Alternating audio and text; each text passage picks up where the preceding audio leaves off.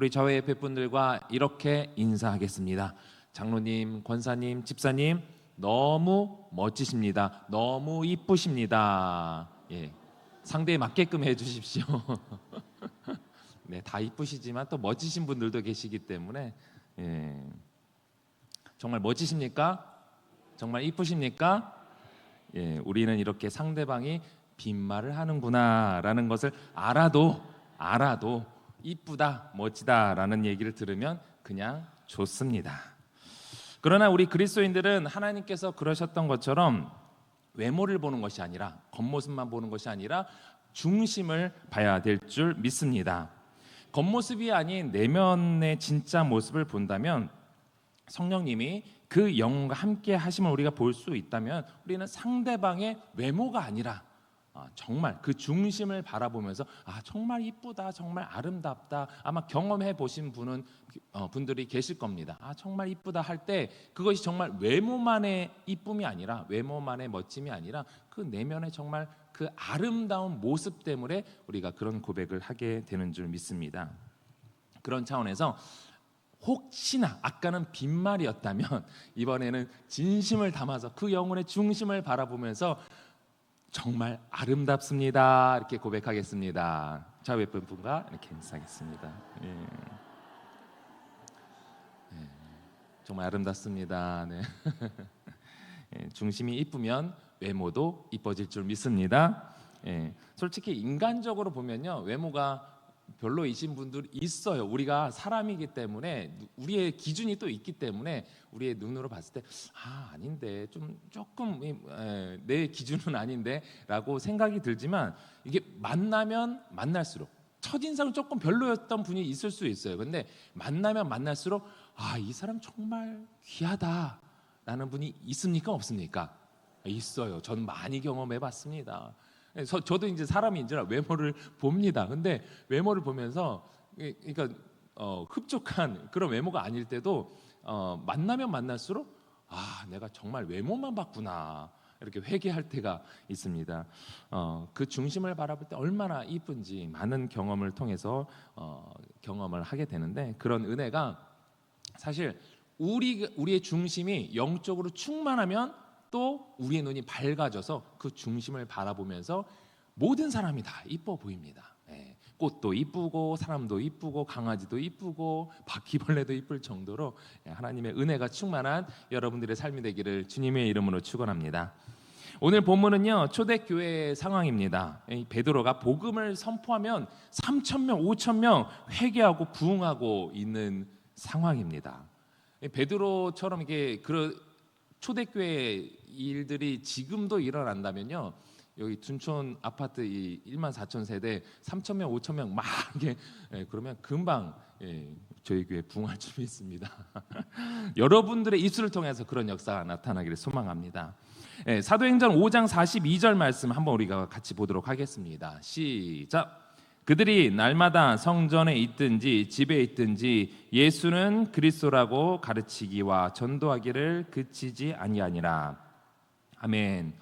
베드로와 또 사도들은 어떤 핍박에도 굴하지 않고요, 성전에 있든지 집에 있든지 예수님이 그리스도라고, 예수님이 유대인들이 그렇게 바라던 메시아라고, 우리의 구원자라고 가르치며 전도하기를 그치지 않았고요, 초대교회는 그렇게 날로 부흥을 했습니다.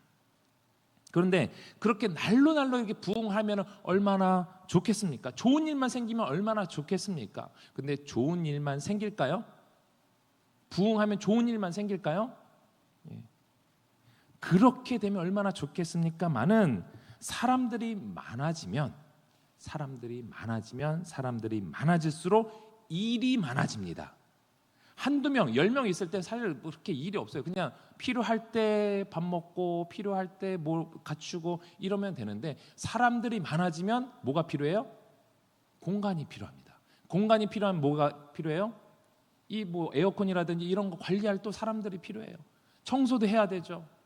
이 같이 식사해야 될 그런 공간도 필요하고 또 다른 공간이 필요하죠. 여러 가지 조직들이 필요하고 그것을 운영해야 될 그런 부분들이 필요하게 됩니다. 예배의 형식이 갖춰지고요, 또 여러 명의 봉사자들이 필요합니다. 그러면서 부유한 사람은 또 부유한 대로 괜찮지만 부족한 사람들은 어려우신 분들 또 그들을 구제해야 될 그런 구제해야 될 대상들도 생기는 것이죠. 이렇게 사람이 많아지고 또 일이 많아지면은 꼭 따라오는 게 있습니다. 무엇이냐? 갈등. 일이 많아지면 문제가 생기고 갈등이 반드시 생깁니다. 반드시 안 생겼으면 좋겠는데 사람인지라 각각의 생각이 다른지라 갈등이 생기는 거예요. 각자가 원하는 게 다르고 각자가 원하는 게 있고 그것이 충족되지 않으면 싸우게 되는 것이죠. 오늘 본문을 보니까 복음 전파로 인해 제자가 많아지면서 출신에 따른 구제의 차별이 생겼다라고 말씀을 하고 있습니다. 바로 헬라파 유대인들 중에 구제를 받아야 할 그 과부들이 있는데 정말 구제가 필요한 대상들인데 그럼에도 불구하고 구제의 대상에서 제외가 되었다라는 것입니다. 어떤 이유에서인지 이렇게 좀 여러 가지 이유가 있지만 분명한 것은 여기서 그 출신에 따라서 제외가 되었다라는 것입니다. 아까도 말씀드렸지만 사람이 많아지고 일이 많아지면 분명히 갈등이 생긴다라고 했는데 이 갈등의 뜻 아시죠? 칡갈하고 등나무 등 도저히 어울릴 수 없는 게 그냥 이렇게 붙어 있다라는 거예요. 그래서 개인이나 집단이 이 목표하는 바가 또 이해관계가 달라지면 서로 충돌이 되어진다라는 것이죠. 그런데 이 갈등은요 나쁜 것이 아닙니다. 하나님께서 사람을 다 각기 개성 있게 창조하셨다라는 거예요. 그렇다라고 한다면 그 차이에서 오는 갈등은 당연히 있을 수밖에 없는데 그 갈등을 얼마나 우리가 조화롭게 이뤄갈 수 있느냐. 조화롭게 되면 될수록 서로 다른 부분이 채워지면서 더 완성도가 높아지는 거예요. 그래서 우리가 해야 될 것은 무엇이냐? 그 갈등을 어떻게 해결할 것이냐라는 것이죠. 부부 싸움도 마찬가지입니다. 부부가 정말 사랑해서 만난 사이인데 싸웁니까? 안 싸웁니까? 싸웁니다. 안 싸울 수 없습니다. 그러면 그 싸움은 그대로 계속해서 지내면 어떻게 돼요? 안 되죠. 싸우면 안 돼요. 그 싸운 상태로 그대로 있으면 안 됩니다. 그 싸움은 언젠가 해결해야 돼요. 부부이기 때문에 내가 헤어질 사람이 그냥 갈라지고 말아 이렇게 되는데 내가 평생 같이 살아야 할 부부이기 때문에 어떻게든 내가 맞추려고 하죠. 서로 맞춰갈 때 그 부부가 정말 행복해지는 것입니다. 내가 인지하지 못했던 상대방의 생각을 이해하고 받아들이고 조율하면서 개인이 아닌 특별히 이제 공동체에서는 공동체의 필요가 무엇인가 생각을 하면서 공동체의 비전이 무엇인가를 생각하면서 그 갈등을 해결해야 하는 것입니다.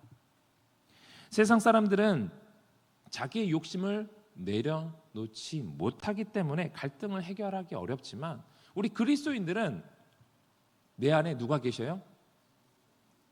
내가 있으면 안 돼요. 내 안에 예수 그리스도가 계셔야 합니다.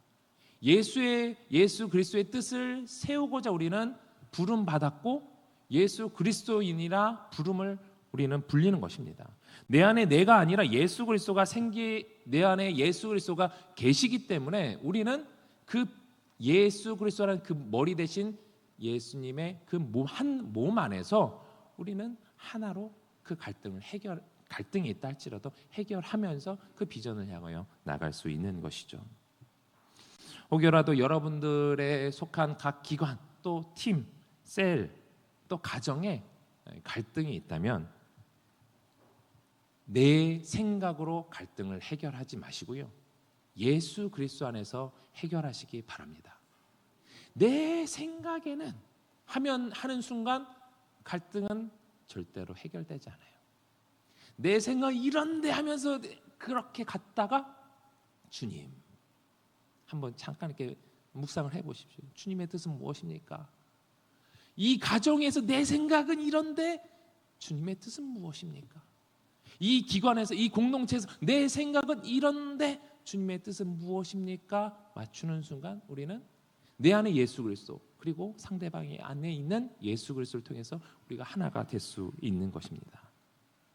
그래서 우리가 은혜가 충만하면 모든 것이 다 용서가 되지만요, 나 혼자만 사실 은혜가 충만할 수가 없거든요. 또 내 안에 항상 은혜가 충만한 것이 아니잖아요. 그래서 은혜가 떨어지면 언제든 눌러 있었던 그 화도 다시 올라올 때가 많은데, 그래서 사실 이 갈등을 잘 풀어가기 위해서는 교회의 조직도 이 균형이 잘 잡혀야 할 필요가 있습니다. 그래서 때로는 이 조직 이렇게 조직을 했다가 저렇게 조직을 했다. 이제 또 교회의 역사가 깊어지면 깊어질수록 그것이 또 안정되어 가죠. 그런데 초기에는 그런 부분들이 이제 이 오늘 본문에 나오는 초대교회에서는 그런 조직들이 이제 전혀 없었던 거예요. 그렇기 때문에 이 조직을 운영할 때도 우리가 그 조직을 운영할 때 개인적인 감정으로 운영을 하는 것이 아니라 분명한 기준을 세우면서 각자의 역할을 잘 분배해야 될 필요가 있습니다.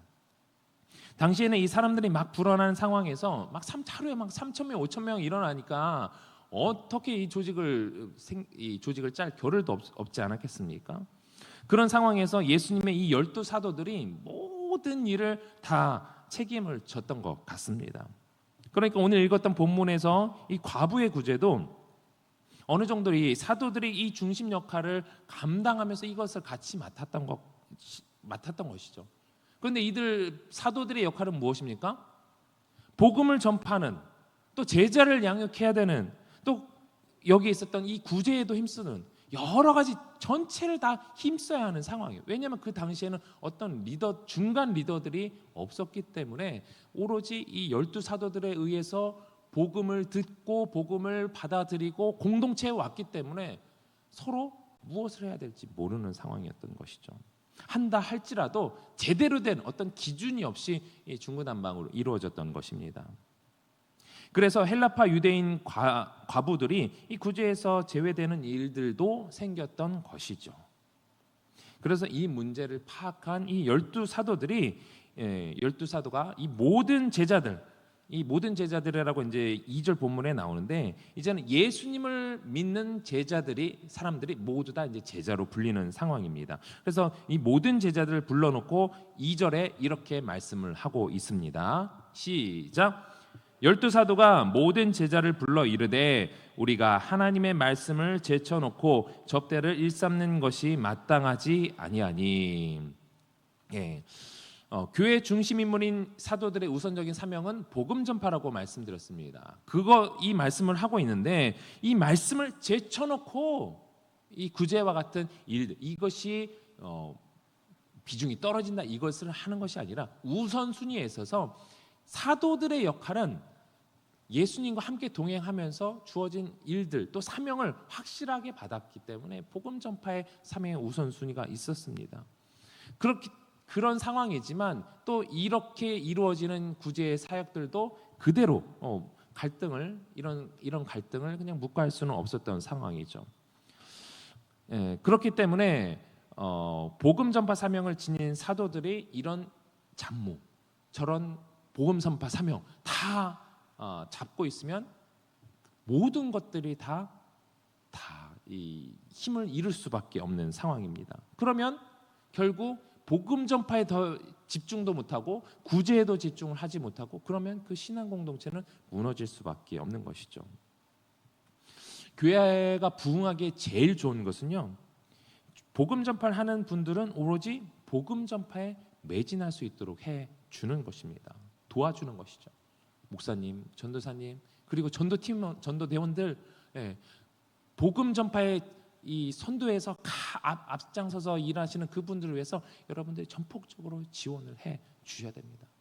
전도 물품은 부족한 것이 없는지, 또 전도대원들의 어떤 건강은 이상이 없는지, 또 전도대원들이 또 전도 현장에서 막 상처받고 막 이런 것들이 사실 많거든요. 때로는 그런 기도의 제목을 나누면 내가 정말 저들을 위해서 중보 기도해 줘야지, 이런 사명감을 가지고 여러분들이 서포트를 해 주셔야 됩니다. 그래서 교회의 가장 우선순위는 복음 전파다. 우리가 이렇게 안에서 찬양하고 예배하고, 이게 중요하죠. 중요하지만 만약에 우리가 복음 전파를 하지 않고 여러분들이 이제 10년 뒤에, 20년 뒤에, 30년 뒤에 늙어서 다 꼬부랑 할머니 되시고 할아버지 되시고 그런 자리에 이 다음 세대가 여기 차지하지 않으면 어떻게 되겠습니까? 계속해서 우리는 복음을 전파하는 것이 우리의 사명인 줄 믿으시면서 이것을 위해서 우리가 협조를 해야 된다. 그래야 교회는 부흥한다라는 것을 기억하시기 바랍니다. 그렇기 때문에 각 기관의 역할을 감당할 적임자를 세우는 것, 각 기관을 돕는 자들을 세우는 것, 이 역할은 이 기관이 하고 저 봉사자는 저 봉사자들이 하고 여전대는 여전도의 역할, 남전대는 남전도의 역할, 각 회장을 세우고 리더들을 세우고 각 팀장을 세우고 셀 리더를 세워서 각자가 자신의 주어진 일들을 감당할 때에 복음 전파 사명을 가진 분들은 그것에 매진할 수 있는 거예요. 근데 막 이쪽에서도 문제가 터지고 저쪽에서도 문제가 터져서 복음 전파를 해야 돼. 저쪽에 문제가 생겨서 저쪽 가서 도와주고 하다 보면 이 집중도가 떨어질 수밖에 없죠. 그래서 각 기관의 역할을 감당할 적임자를 세우고 조직을 세우는 것이 너무나 중요합니다. 믿고 맡겨야 하기 때문에. 그래서 본문에서는 그 기준, 적임자를 세우는 그 일꾼을 세우는 그 기준이 뭐라고 말씀하고 있느냐? 3절 말씀을 같이 읽어보겠습니다. 시작.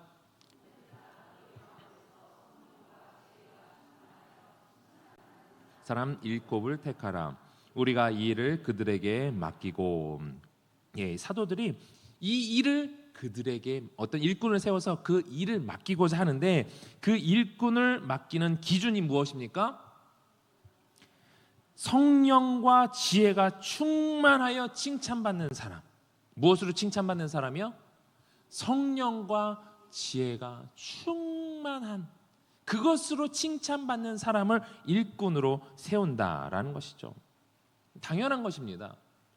하나님의 일은 개인의 능력보다 하나님의 능력이 더 우선되어야 합니다. 물론 개인의 능력이 하나님의 성령 충만한 이거 제외하고 개인의 능력이 필요한 뛰어난 사람이 있어요. 그런데 우선순위를 그 개인의 그 뛰어난 역량에 초점을 맞추다 보면요, 결국엔 갈등이 생깁니다. 진짜 큰 갈등이 생깁니다. 더 큰 문제가 생기는 거예요. 그 문제를 해결하기 위해서 이 사람을 맡겨놨는데, 이 사람에게 맡겨놨는데 더 큰 문제가 생길 수밖에 없다라는 것입니다. 모든 일은 성령 충만을, 지혜 충만을 기본 베이스로 해서 그 은사가 발휘될 수 있도록 해야 그 공동체는 살아나는 것입니다. 하나님의 지혜, 하나님께서 그 주신 지혜만이 그 사람의 은사가 더 발달될 수가 있습니다. 그리고 이 성령 충만은 지혜 충만으로 연결되고요. 그리고 성령 충만, 지혜 충만한 사람은 공동체에서 칭찬을 받기 마련입니다. 여기 계신 여러분들께서는 모두가 다 칭찬받고 싶으시죠?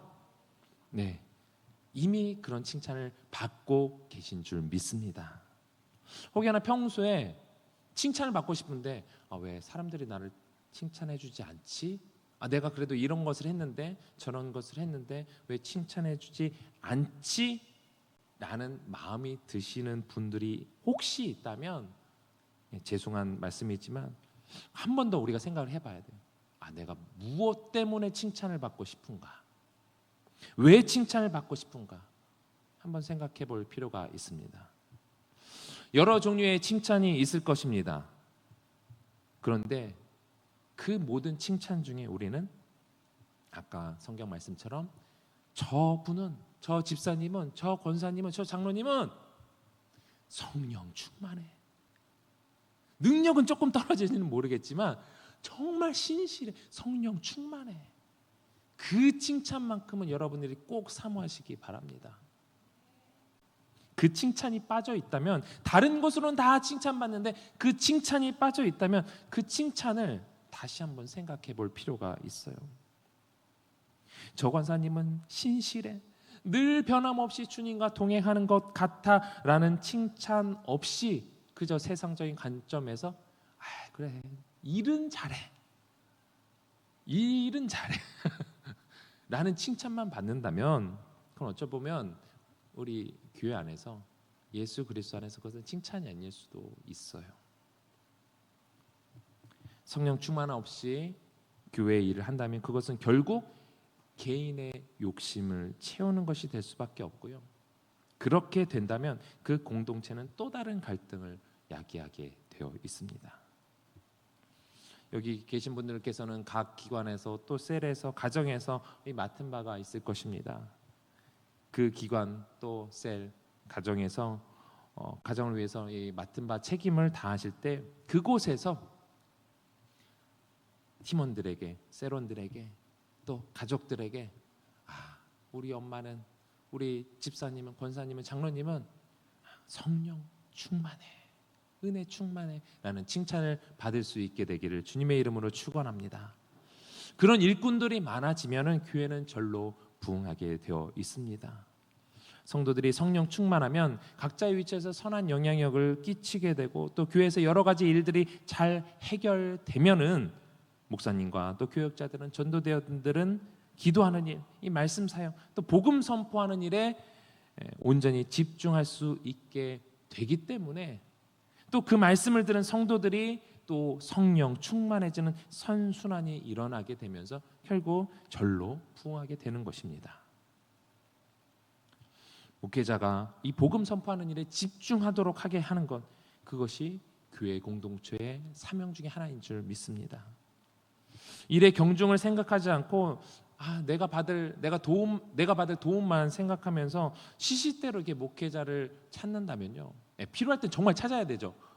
급할 때는 찾아야 됩니다. 찾지 말라는 게 아니라 좀 사소한 것으로 이렇게 좀 찾아올 때가 가끔 있습니다. 근데 한번 생각해 볼 필요가 있어요. 과연 목회자를 위한 것이 무엇일까? 교회를 위한 것이, 더 나아가서 교회를 위한 것이 무엇일까를 한번 생각해 봐야 하죠. 그래서 초대교회 공동체에서는요, 이런 기준에 의해서 7명의 일꾼을 세웁니다. 5절을 보면요, 믿음과 성령이 충만한 사람 스데반, 빌립, 우리가 아는 빌립, 브로고로, 니가노로, 디몬, 바메나, 니골라, 이런 우리가 흔히 알고 있는 7 집사를 세우게 되는데요. 사실 이제 본문에서는 집사라는 명칭이 나오지 않습니다. 7 사람이라고 그러죠. 그러나 1절에 나오는 이 구제라는 단어가 있는데, 1절에 나오는 그 구제라는 단어, 그리고 2절을 보면요, 접대를 일삼다라는 이것에 해당하는 헬라어 단어가 디아코네인이라는 단어입니다. 근데 이 단어의 뜻은 열심히 일하다, 봉사다라는 뜻으로서 영어로는 이제 디컨이라는 뜻입니다. 이제 디컨이라는 것은 영어 단어로 이제 집사를 의미하는데, 그래서 이제 우리가 이 사람들이 집사로 통칭되는구나라고 이렇게 알 수가 있는데, 근데 이 디아코네인의 정확한 단어의 뜻은요, 먼지가 일어날 만큼 분주히 움직이다. 뭐가 일어날 만큼? 먼지가 일어날 만큼. 여러분이 내가 그래도 교회를 위해서 일한다 하실 때 먼지가 일어날 만큼 분주하게 움직이셔야 됩니다. 한번 이렇게 내가 일한다고 한 다음에 먼지가 좀 일어났나 한번 돌아보시면 좋을 것 같아요. 내가 정말 그만큼 헌신하고 있는가. 그런데 사실 자기의 의지대로만 분주하게 움직이면요, 그냥 일하는 것이 아니라 그냥 먼지만 나요. 먼지만 나는 것이 아니라 정말 우리가 주님의 인도하심을 따라, 성령 충만함을 따라 지혜로 움직일 때 그 역시 자연스럽게 먼지가 일어날 만큼 분주하게 움직일 수밖에 없게 되는 것이죠. 여러분, 일하실 때, 봉사하실 때 여러분들만의 힘으로만 일하지 마시기 바랍니다. 내 힘으로만 이건 나밖에 할 수 없어, 이런 생각을 조금은 내려놓고 작은 것 하나라도 정말 주님께서 맡겨주신 것이라면 하나님, 내가 최선을 다해서, 또 이것을 그냥 주어진 대로 하는 것이 아니라 하나님, 이것을 어떻게 더 지혜롭게, 아름답게, 더 깔끔하게, 완벽하게 할 수 있을지 물어보면서 작은 것, 쓰레기 하나 버리더라도 하나님, 내가 주님의 성전을, 주님의 예배당을 내가 깨끗하게 하고자 합니다. 내 마음도 깨끗하게 해 주십시오라는 마음으로 작은 것 하나라도 주님과 동행하는 마음으로 주님을 의지하면서 일하시길 바라요. 그러면 여러분들이 원하는 칭찬을, 저분 길 가다가 교회 예배당에 쓰레기 떨어졌는데 그거 주시네, 대단하시네. 그런 칭찬을 우리가 때로는 바랄 수도 있잖아요. 근데 사람에게 받는 그런 칭찬이 아니라 이 모습을 보시고 이런 나의 마음을 보시고 하나님이 기뻐하시겠지. 그러니까 하나님께 초점을 두시고 일하시는 여러분들이 되시길 바랍니다. 사람의 힘으로 내 생각대로 일을 하면 사람들에게 칭찬을 받을 수 있을지 모르지만 하나님께 칭찬을 받을 수 없을 수 있습니다.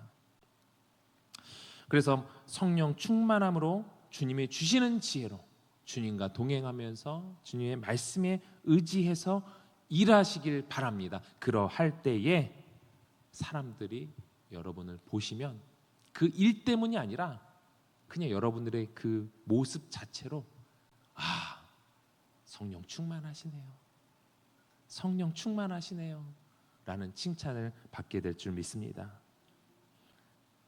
그래서 우리 담임 목사님과 또 교회를 잘 도와서 먼지나게 우리가 분주하게 움직여서 교회가 부흥하게 되는 역사가 있게 되기를 주님의 이름으로 축원합니다. 그런 은혜가 있기를 간절히 축원합니다.